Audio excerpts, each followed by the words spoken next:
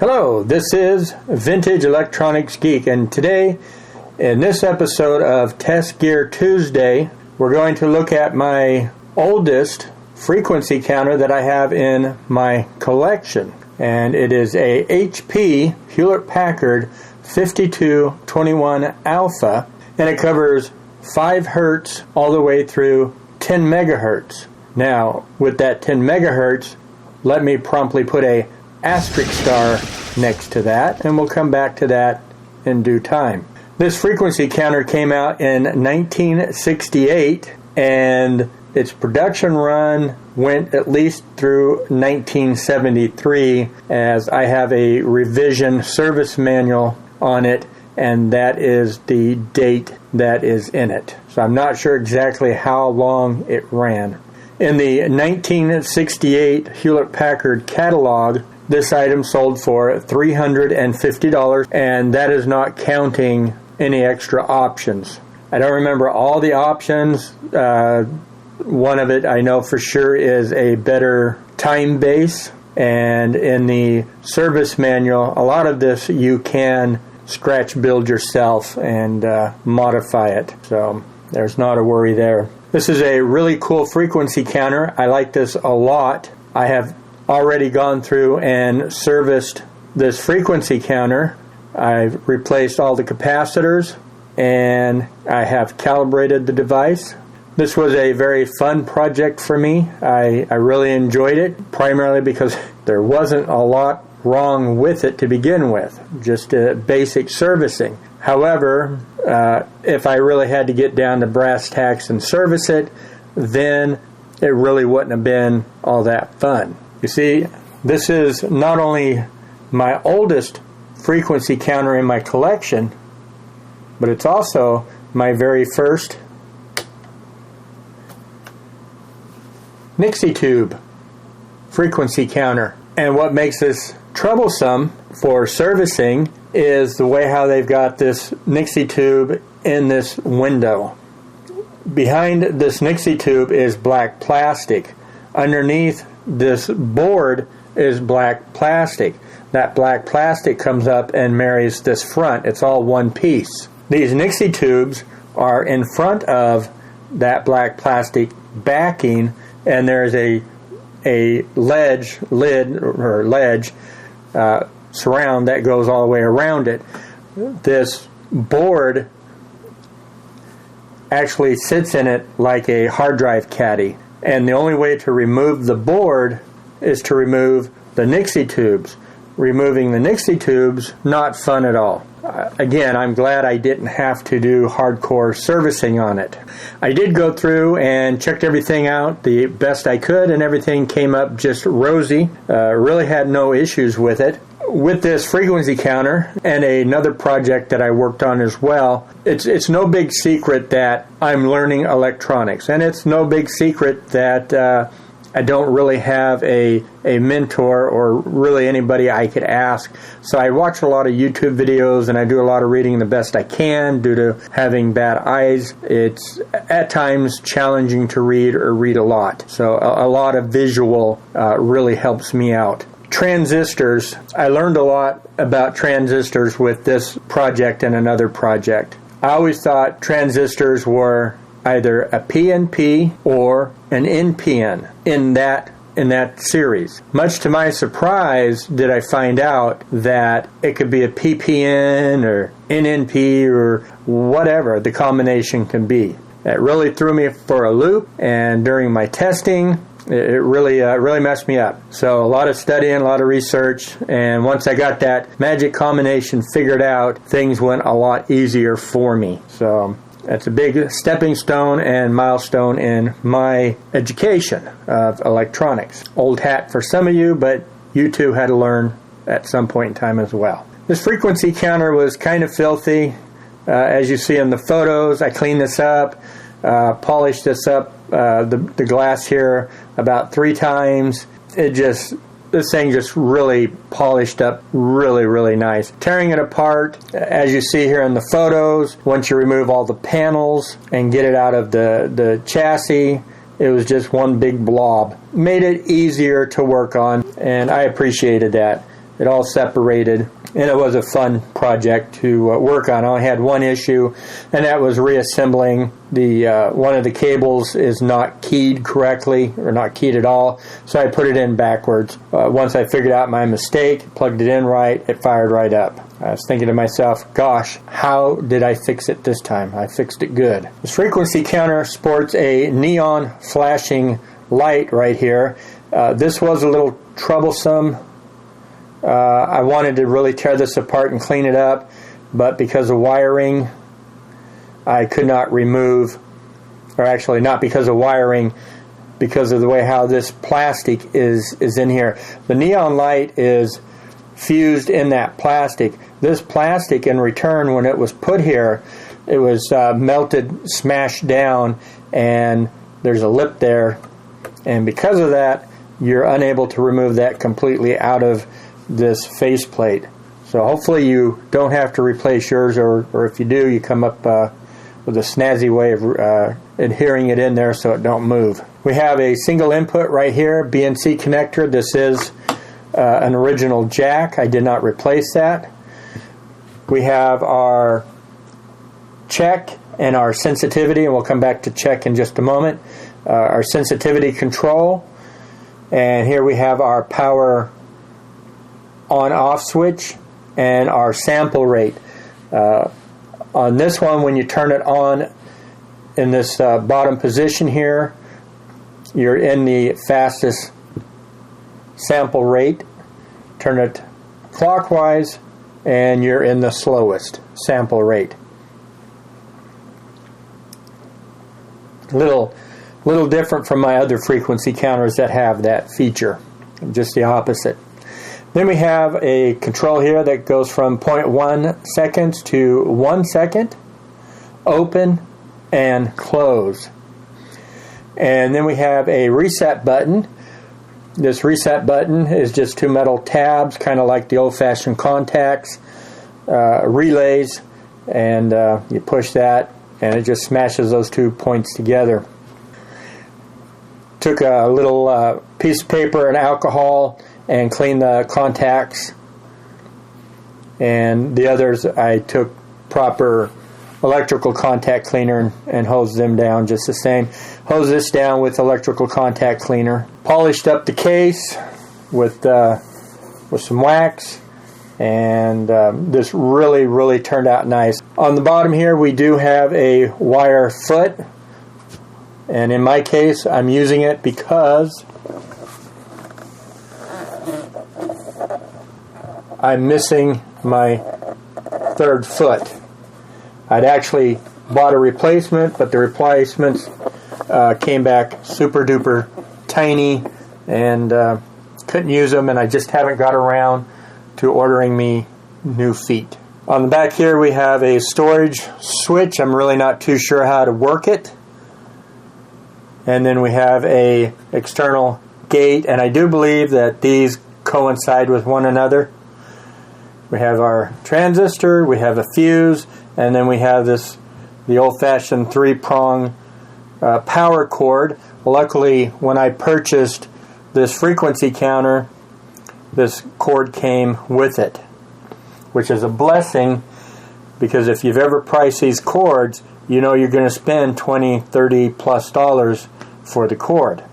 In an earlier video, we have seen this device here. This is that N6 EZJ audio frequency generator, and we're going to use that with this today. Let me spin this all the way down. It is. I don't know. Right? We're going to hook up a sine wave signal and watch all this awesomeness. Put this at 1 second. So here we have a 1 hertz frequency, and we could see that it does display that just fine on the counter. I do not have the amplitude up on this all the way, nor do I have the sensitivity. Let's go ahead and adjust the sensitivity. As we could see, the The dot is right there. And let's see where it goes before it falls off.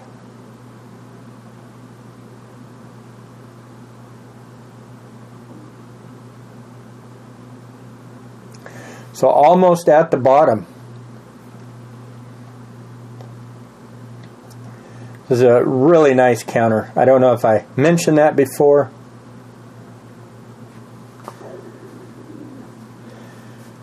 Now, if we wanted to change a resolution, then we change this right here to 0.1 and give it a second.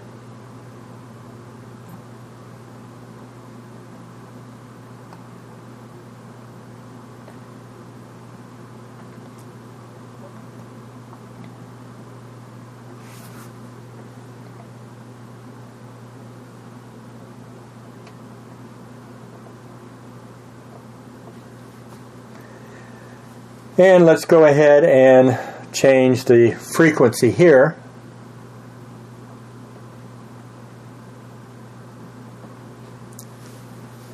Ain't that awesome?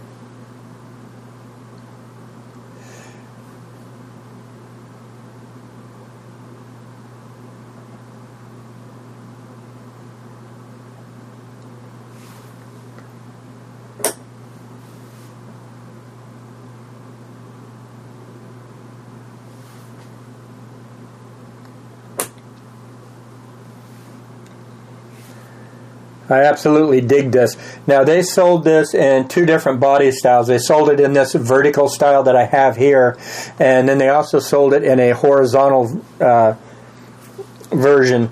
If I were to purposely reach out to buy this, I would have bought a horizontal version, only because it would have been more conducive with my workbench.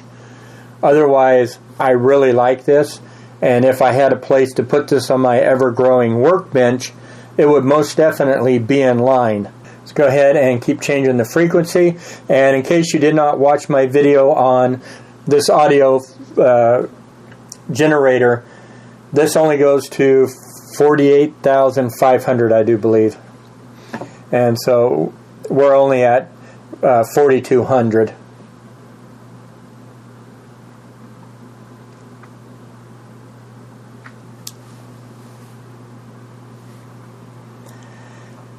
And here we are at 12,000. You're saying, Jack, what happened to the leading one? I'll come back to that with the 10 meg asterisk thing. However, if we wanted to drop that down, then we most definitely can see the 12. Now, in a way, I think this flashy one is kind of cool. It reminds me of the old neon signs from days gone by. But also, higher in frequency you go, that one becomes a little more stable.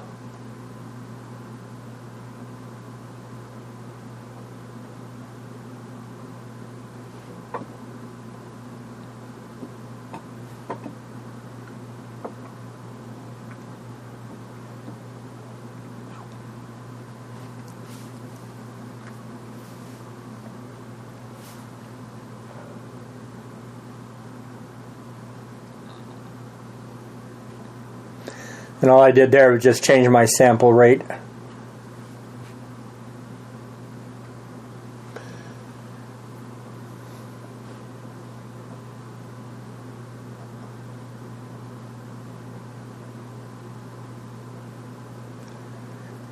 Now, one thing you may notice is that's not on this is the decimal point. No decimal point in this display. Which we'll come back to when we talk about that asterisk star.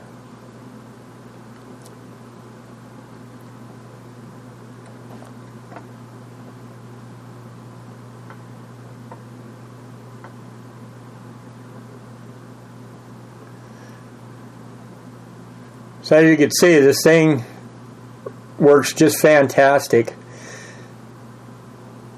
Now, earlier I stated that there is no crystal reference in this device. It actually gets its reference from AC mains. So during calibration, the only thing that you're calibrating is the voltage on the power supply, the high and low, which mine was pretty close, but more at the lower end of its range. After I replaced the capacitors and checked everything, I went ahead and put the power supply in its mid-range level. As far as this is concerned, frequency calibration, all you can do is there's a square wave calibration that you need to do, and that's it. So as you can see,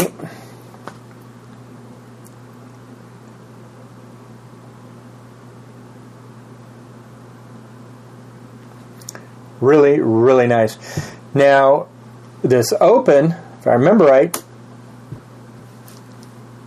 does that.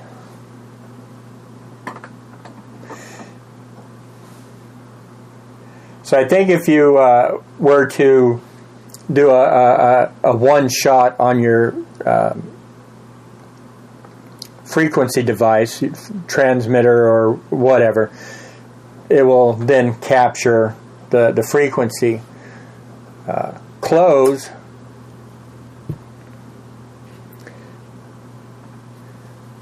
does just that. It keeps the keeps no frequency.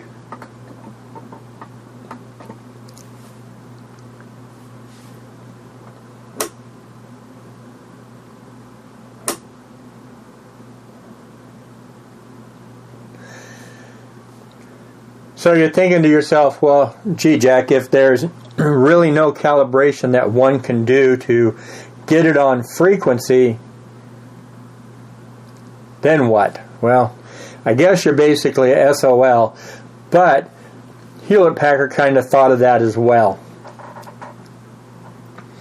To ensure that you are on frequency, that your mains line is on frequency, you check it. And you just go down here to this control and put it on check. And so now we are reading the main line's frequency, and as you can see, we are on 60 hertz.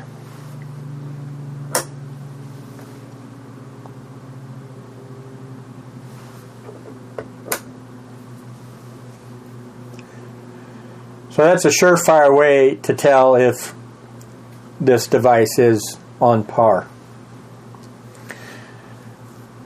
With that crystal reference, I do believe you can calibrate that and then make this even more accurate. But as we see, it is pretty accurate.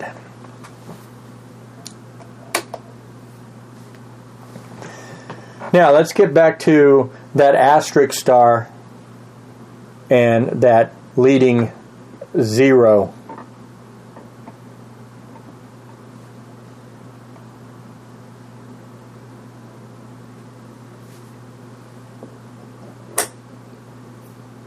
As stated, this goes up to 10 megahertz.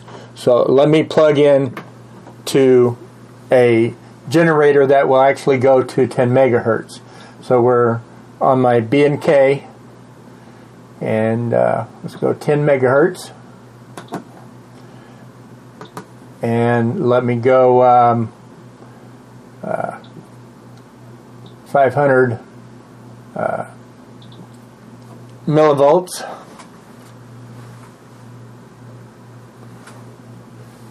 And let me actually put it on 10 megahertz. So now if we come back and look at this, do we really know that we're on 10 megahertz?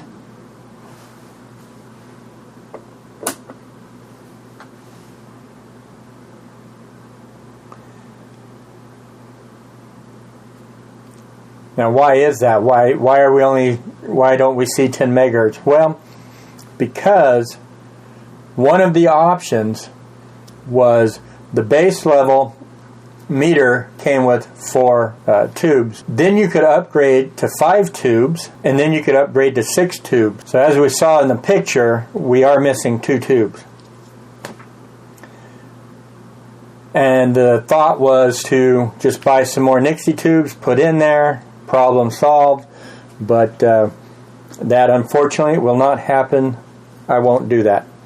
That's a little bit outside of my scope because I don't have the tools, proper tools to desolder and all that good stuff, solder. So I don't want to tear it all up, and I don't need to. I've got other frequency counters, so we'll just leave it as is. So let me drop my generator down to 5 megs. And so there we are in 5 megs. Now, even though this frequency counter can read 5 megs and 10 megs and 7 megs, can you tell where we're at? Not at all. And you see also higher in frequency, the higher sensitivity I had to go.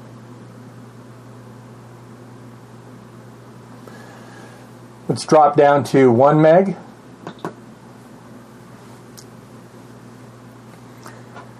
Fantastic. Can you tell that we're on 1 meg?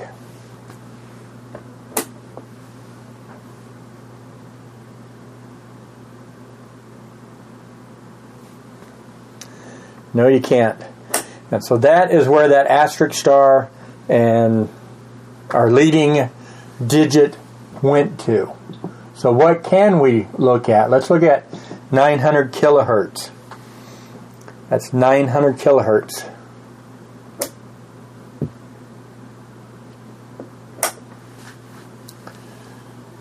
Let's go to 500 kilohertz. Whoops, not 500 megs, 500 kilohertz.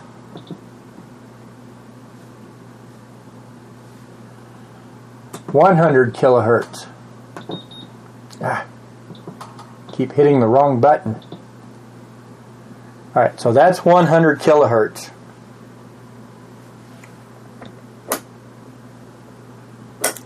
Still can't tell where you're at, right? Don't know if you're at 1 meg or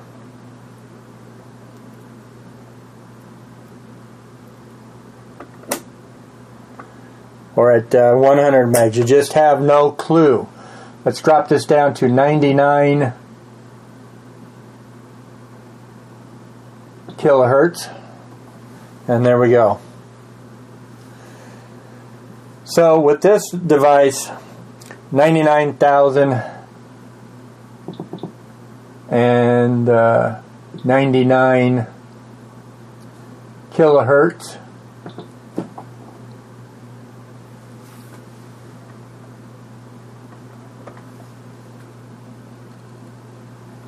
Is what you want to read.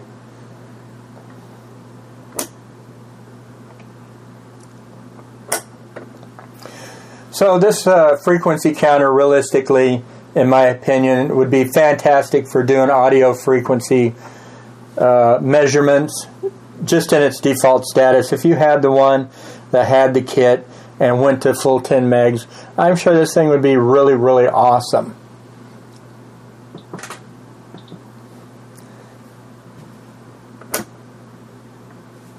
And here we are at 1 hertz.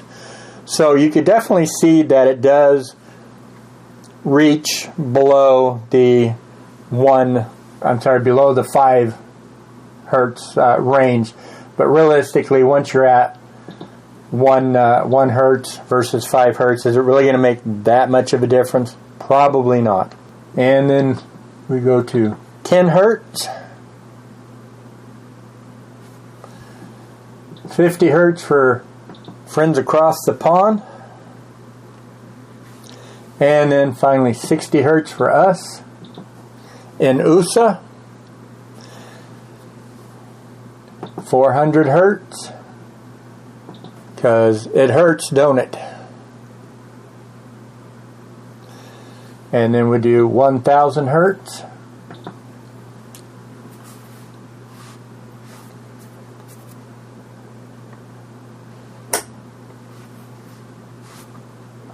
Oops. Let me do 1,000. I actually typed in 100.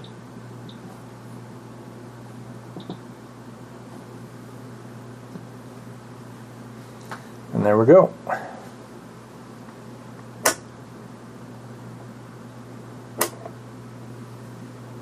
Alright, well, that will do us for this episode on Test Gear Tuesday. And this will conclude our video on this Hewlett-Packard 5221 Alpha. Hope you enjoyed the video. Please like, share, and subscribe. Definitely would appreciate it a whole bunch. Thank you for watching. As always, I do appreciate it, and we will catch you in the next episode of Test Gear Tuesday. See ya.